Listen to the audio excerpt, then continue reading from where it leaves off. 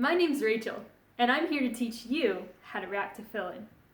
Before we start, I want to make it clear that different communities have different minhagim regarding how to wrap tefillin. Therefore, it's important to speak to someone knowledgeable in your community whom you trust to make sure that you're wrapping with your community's minhag. Also, if you're a lefty, you can pretty much mirror these instructions just for your right hand.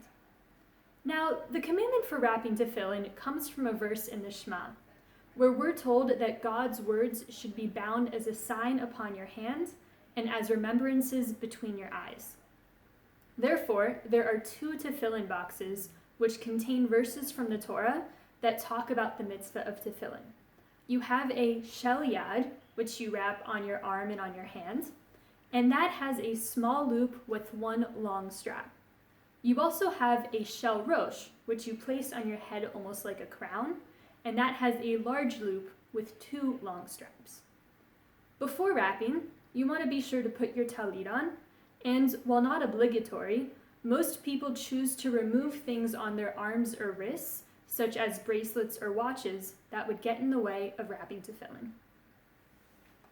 So first, I'm going to put on my talit, and typically, I would say the blessing. And then, we're going to take out our tefillin. And we're going to start with the shel yad. The first thing you want to be sure to do is to be sure to take off the cover. Now, some tefillin like mine have a big box. Others will simply be a little cardboard square on top of your tefillin, but you want to make sure to take your tefillin out. You do want to make sure that you keep on this protective plastic piece because it keeps your tefillin from rubbing against your chest and then making it less square, therefore not kosher. We're now going to take our non-dominant hand, for me that's my left hand, and we're going to put it through the loop here. Now, placement is very important. You want to be sure that the tefillin rests no higher and no lower than your bicep where this muscle is. You're going to make sure that it's leaning slightly inwards towards your heart and that this knot here is snug against the box. Now, if you're lefty, you want to make sure that it's on the side of your heart. So you'll want to make sure that the knot is here. If you purchase good lefty tefillin, then you will have this notch here, but if you purchase slightly less expensive lefty tefillin, then it might not have that notch, so you should know that this notch should be on the side of your heart. You then recite the blessing that ends with lehaniach tefillin, and then you tighten the strap. Now for starting to wrap, most Sephardim and some Ashkenazim will wrap outwards, but most Ashkenazim will wrap inwards. I like to think of it as taking the mitzvot into myself. That way then I can put them out into the world. Also, Sephardim and Hasidim typically do a shin on the upper arm, but I'm just going to throw 2 wraps up here to make sure that my tefillin stay in place. We're now going to cross over the elbow, and then we're going to do 7 wraps around the forearm. Some people count in their head, while others choose to use a verse from Psalms that has 7 words. Poteach et yadecha umaspia lechol chai ratzon. You want to make sure that the wraps aren't touching. So if you have thicker straps and a small forearm like me, sometimes it takes time to figure out the proper placement of your wraps. We're then going to wrap all of this excess around the hands, just so that we can get started on our head tefillin. Again, your head tefillin will come in a box or with some sort of protection around it, so we want to make sure that we take it out. Placement for the head tefillin is likewise very important. You want to make sure that the entire box is above the hairline or where their hairline is or was, as one of my teachers always likes to say. You want to make sure that it's centered between the eyes, but still above the hairline. And this knot should be in the divot at the top of your neck.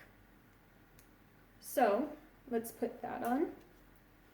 If you have long hair like me, I typically like to use a ponytail or a bun. That way, the tefillin doesn't slip down, and it also doesn't slip from side to side when you're praying. Once you have it situated on your head, you will then say the bracha that ends with al mitzvat tefillin. And then you want to check with a small mirror or your phone to make sure that it's adjusted correctly. If the tefillin is too big or too small, you can ask somebody to adjust it for you.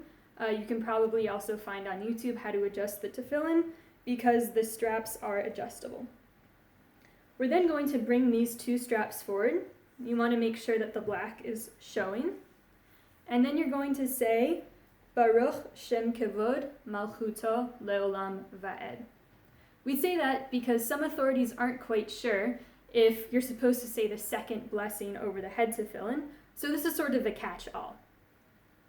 We're then going to unwrap the excess from our hands, and this is when we're going to wrap our hands.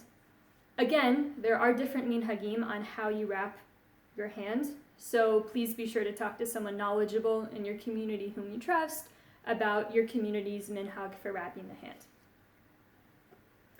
We start with this first wide wrap around the palm, and then we're going to wrap 3 times around the middle finger. Each time you make a wrap, you're going to say a different verse. Ve'erestichli le'olam, ve'erestichli b'tzedek mishpat u'v'chesed u'v'rachamim, ve'erestichli be'emunah ve'yadat et Hashem. We're now going to wrap around the 4th finger and bring it down. And then we're going to complete it with 1 wide wrap down the middle. And we take the excess and we continue wrapping around the middle of the palm there. So if you can see, we now have a shin, a dalid, and a yud, which spells out one of the names for God. We're going to tuck this excess into the palm here, and there you have it. At this point, if you don't have time to complete morning prayers, you can just say the Shema. But if you are completing morning prayers, then you'll remove your tefillin at the end of morning prayers or right before Musaf on days like Rosh Chodesh. In order to remove your tefillin, you're going to take it off in the reverse order that you put it on. So we're going to start with your hands. You're going to unwrap all of the wraps that you made and then wrap it up again on your palm like this. You don't have to wrap it all up. Then you're going to take off your head tefillin, and typically I like to wrap it up and put it back in its box. And then you're going to unwrap the rest of your hand tefillin.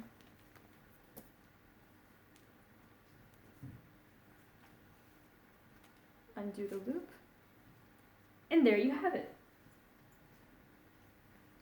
Wrapping tefillin is a really special mitzvah, and it's okay if you don't feel completely comfortable when you first start taking it on. But I do hope that as you continue to wrap, it becomes a mitzvah that you really start to cherish, and it really helps you connect with Hashem, and it helps you connect with yourself. Thanks for watching.